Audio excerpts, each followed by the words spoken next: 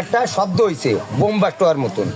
হওয়ার পরে আসেন এই ঘরে আগুন ধরাই দিছে। আমার ভাই ছিল না বাড়ি, আমার ভাবি মনিরে নিয়ে ওই ঘরে ছিল।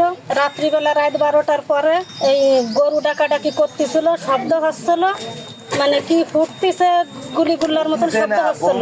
পরে আমার ভাবি জাগিছে, যাই গিয়ে দেখিছে আগুন, পরে চিৎকার করিছে। পরে ওই পাশে আমার ছোট চাচা ছিল, সে ছোট চাচা চাচি উড়া এসে চিৎকার করার পরে তারপরে লোকজন আইসে তারপরে লোকজন আর কি করেছে। মূলত আমরা করেছি মনিরের কাজ, বুঝেছেন, আর তারা করেছে হলো ধানের শীষের কাজ, ফরিদুল ইসলাম ফরাদের। তাই এই আমরা ঠকে যাওয়ার পরে তারাও কিন্তু জিতিনি তা তো না, তারা যে জিতেছে তাও না, তারাও ঠকেছে। তবে তারা আমলিকের কিছু লোক নিয়ে তারা ষড়যন্ত্র করে আমাদের গোয়ার দুয়ার পোড়াচ্ছে। অপটিক্যাল ব্রাইটেনার, কালার গার্ড এবং জার্ট লক সমৃদ্ধ অ্যাডভান্স ফর্মুলায় এলো নতুন রে ডিটারজেন্ট পাউডার। আমাদের মারার হুমকি দিচ্ছে, আমাদের সবসময় জনই চেকে রাখতেছে।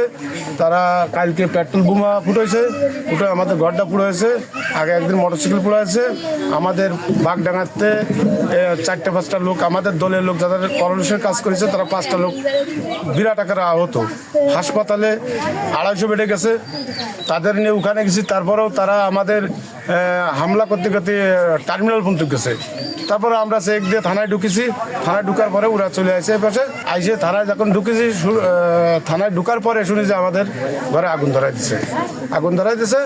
এরা সম্পূর্ণ আপনার ধানের শীষের লোক, আর তাদের পিছনে আমলিকির সভাপতি সেক্রেটারি, এরাও এদের সাথে ইন্ধনে এরা এগুলো করেছে।